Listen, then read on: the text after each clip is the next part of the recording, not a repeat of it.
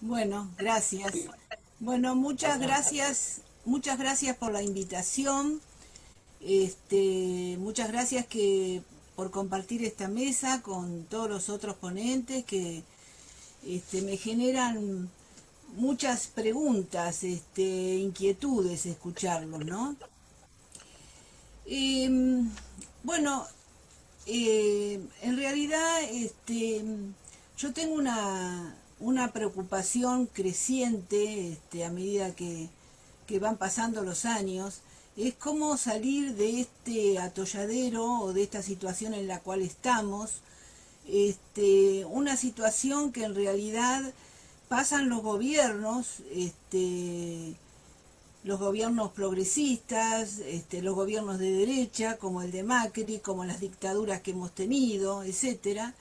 Pero seguimos estando, es cierto que hay cambios y nadie duda que hay diferencias entre un gobierno como hemos tenido el gobierno del periodo de los Kirchner, los gobiernos progresistas y los otros gobiernos, con características de gobiernos conservadores, representantes de los intereses globales, representantes de los intereses que no son los intereses vinculados a los sectores populares, los sectores mayoritarios de menores recursos. Pero sin embargo, pasan y pasan los gobiernos, hay la famosa brecha que se dice, unos se culpan a otros, pero y ya no es para Argentina, la desigualdad sigue existiendo y se ha pronunciado, según estudiosos a nivel mundial, a partir del neoliberalismo. Es decir, a partir de los 80, digamos, de los 70 para algunos,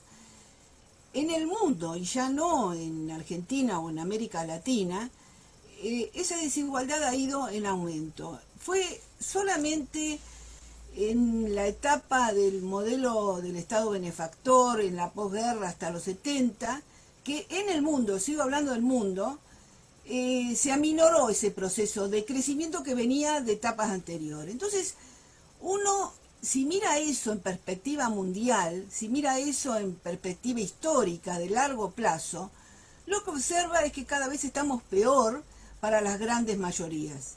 Lo que observamos es que, ¿por qué? ¿Qué es la desigualdad en definitiva? Si estamos, incluso la desigualdad medida por el índice de Gini no refleja lo que es la desigualdad. Hoy día los principales pensadores de este tema lo miran y lo miden a partir de la riqueza y no de los ingresos, porque los ingresos se ocultan. Miremos por donde lo miremos, lo que se observa es que el 10% más rico o que el 1%, que todavía es menos gente, cada vez tiene más, acumula más de la riqueza, el 1% llega a tener porcentajes que son la mitad de la riqueza mundial frente al otro 10% más pobre que en realidad cada vez recibe menos. Si esto es así para el mundo, lo es para Estados Unidos, lo es para el mundo, lo que se llama primer mundo, por ahí un poco más aminorado, pero existe, todo lo que estamos viviendo es un producto del modelo en el cual estamos transitando, que es el modelo capitalista, esa es la realidad. Esto en América Latina es mucho más pronunciado. América Latina, y lo dice la CEPAL, a mí me gusta mucho recurrir a fuentes de los organismos internacionales porque el consenso mayoritario que domina nuestro pensamiento, la prensa hegemónica, nos discuten a los investigadores, discuten a lo que digan los movimientos sociales, ponen en duda a los militantes en sus posiciones, pero les cuesta poner en duda lo que señalan los organismos internacionales. Y los organismos internacionales en general ocultan también lo que sucede, pero hay momentos en los cuales llamativamente la situación se torna a tal extremo desigualitaria o a tal extremo precaria o suceden crisis que no pueden parar la visión de lo que está sucediendo con los pobres, con el hambre, con la desigualdad, etcétera, que entonces sacan algunas afirmaciones y es bueno recurrir a ellos porque si lo dicen ellos, a ellos no se les niega. Entonces, yo quiero decir que lo de América Latina, que es la desigualdad, el continente más desigual del planeta, lo dijo la CEPAL en el 2010 a raíz de la crisis del 2019. La CEPAL en ese momento dijo que en realidad la desigualdad en América Latina recorre 5 siglos de discriminación racial, étnica y de género. Y justamente lo dijo temiendo la rebelión de las poblaciones por la crisis del 2009 que no sucedió. Pero de alguna manera también sintió que no sucedió como rebelión, pero sí hubo muchas manifestaciones, el movimiento de los indignados, el movimiento contra el Occupy que se dio en Estados Unidos, contra todo el sector financiero, etcétera. Entonces la preocupación de la CEPAL en ese momento era que no iban a poder borrarse de la conciencia planetaria lo que está pasando respecto a la arbitrariedad del modelo, así lo mencionaba. ¿Por qué estoy señalando esto? Señalo esto y voy a señalar otra cuestión que ahora más reciente y que tiene que ver con el COVID-19, que hay un informe muy reciente de la ONU, de la parte de Zoonosis, de la parte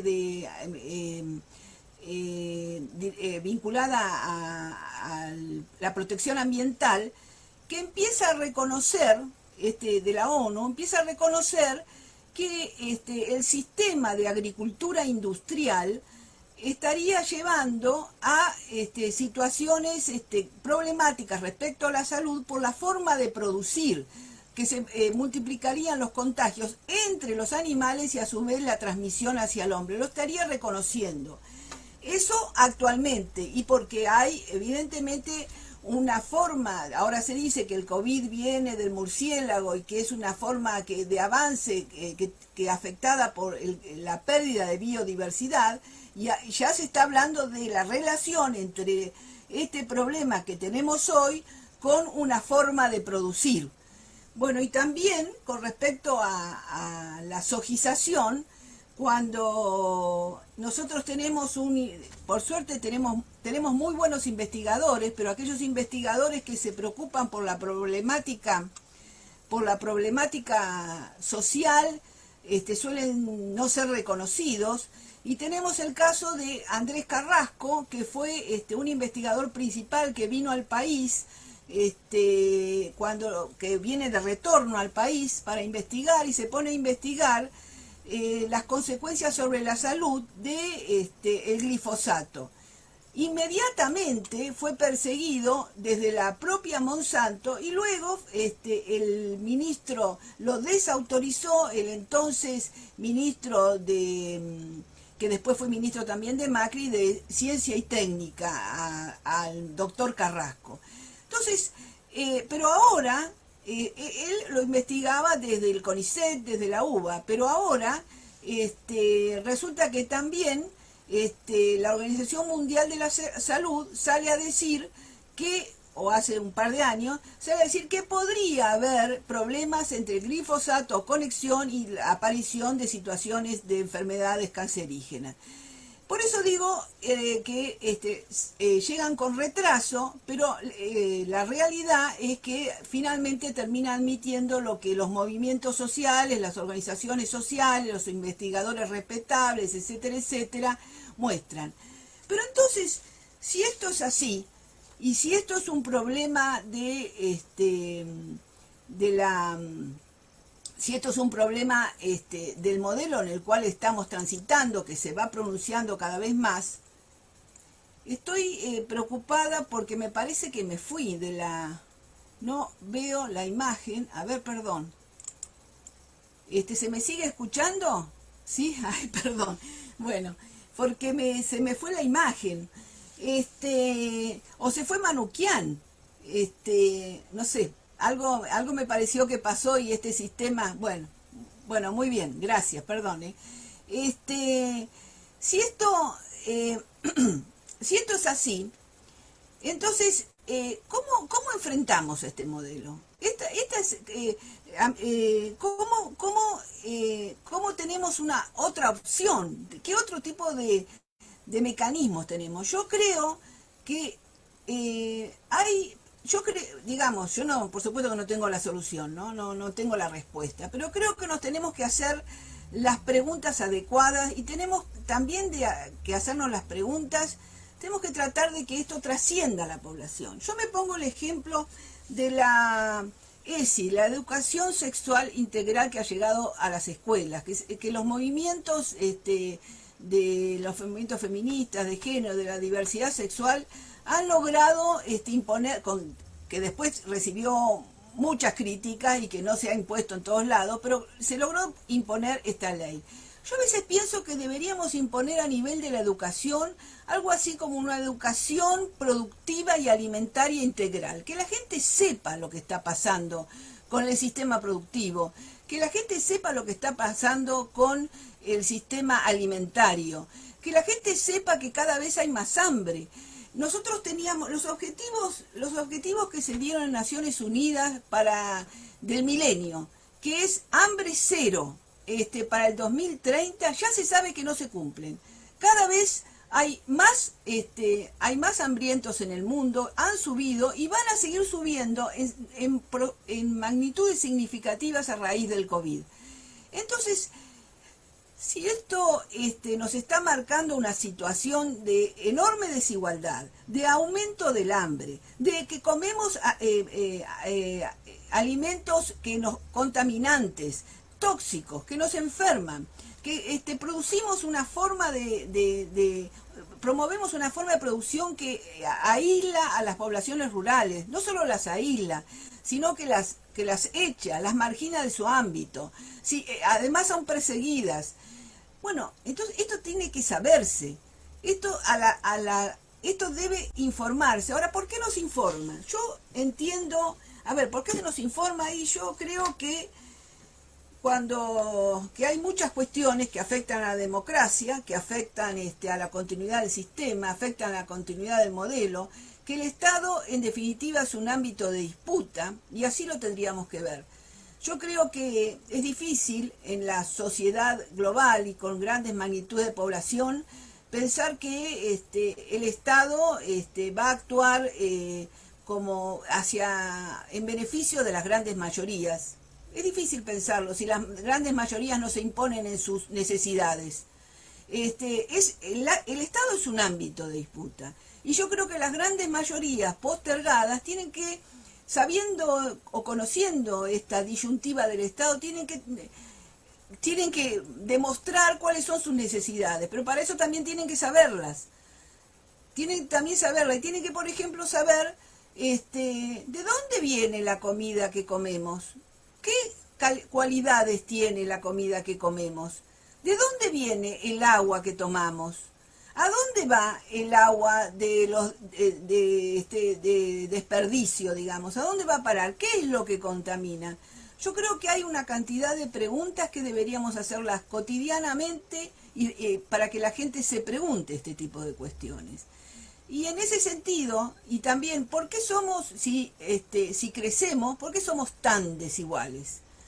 Yo creo que en todo esto hay un verdadero dominio de la comunicación, que es una batalla, o no sé si es una batalla, la ha ganado la derecha conservadora, la comunicación la hegemoniza, la sabe utilizar la derecha conservadora, tenemos en nuestra cabeza el pensamiento neoliberal mucho antes, el pensamiento de que el mercado determina las relaciones entre los actores, mucho antes, lo tenemos ya mucho antes de que el neoliberalismo se imponga.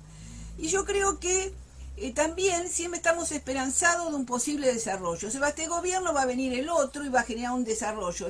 Por eso, con lo que decía antes Juan Carlos, de que yo escribí sobre el desarrollo, yo creo que en realidad el concepto de desarrollo es un gran engaño. Es un gran engaño, porque siempre estamos esperanzados que no sirvió, no funcionó, en estuvimos mal, pero la próxima propuesta que venga, vamos a terminar y estamos siempre viviendo hacia una esperanza que no viene, porque por algo somos tan desiguales como somos. Y entonces yo creo que eso es un problema del discurso. Es un problema de la educación, pero es un problema del discurso. Y el discurso, los sectores que defienden los intereses de los sectores postergados no lo dominan, no lo manejan. El discurso está en manos de los sectores hegemónicos. Yo creo que una de las cuestiones que nosotros, si queremos modificar esta realidad que vivimos, que se torna cada vez más expulsiva, señalaba Peretti que vamos a tener un campo sin agricultores, más agresiva hacia la sociedad en su conjunto, tenemos que basarnos en que la sociedad la sociedad en su conjunto tiene que saber lo que está pasando. La sociedad en su conjunto, una parte puede ser no solidaria, pero la mayoría no sabe lo que está pasando en el campo, no sabe lo que está pasando con la desigualdad, no se hace esas preguntas fundamentales. Ahora, ¿eso lo va a hacer el gobierno? ¿El gobierno va a difundir los problemas de la soja? Sea cualquier gobierno, ¿no? Aún el más progresista, cuando tiene 4 años para gobernar y tiene sus arcas exhaustas. Eso no lo va a hacer el gobierno, pero los estados, yo entiendo, como ámbito de disputa, puede llegar a suceder que algo hagan, solo si los movimientos sociales, la población, la sociedad en su conjunto entiende dónde está viviendo, entiende que esto va a ser cada vez peor. Si cada vez tenemos crisis más recurrentes, problemas de pandemias también van a ser más recurrentes con el sistema productivo que tenemos. Entonces, tenemos que difundir qué sistema productivo tenemos que difundir cuáles son las consecuencias de ese sistema productivo, tenemos que difundir que la historia de América Latina es una historia de cada vez mayor desigualdad, y todo eso a su vez debería trabajarse en ámbitos de participación política, en movimientos sociales que fuercen a los estados y al gobierno, que fuercen a hacer, justamente esa es la otra parte de esa disputa del Estado. La disputa del Estado, el poder del Estado a favor de los grandes poderes económicos de 4, 5 o 6 o 10 corporaciones internacionales, es muy fácil, son más fuertes que el Estado mismo.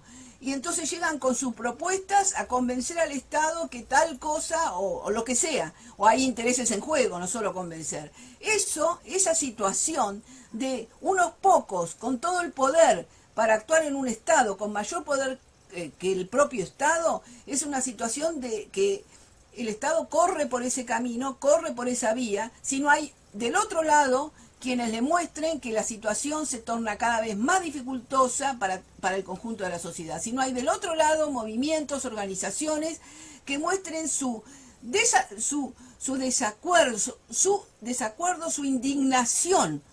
Bueno, su indignación con lo que está sucediendo. Yo creo que eso de la indignación lo digo, por el movimiento de los indignados en España, por ejemplo. Bueno, son movimientos que tienen una funcionamiento corto, acotado, pero muchas veces muy efectivo.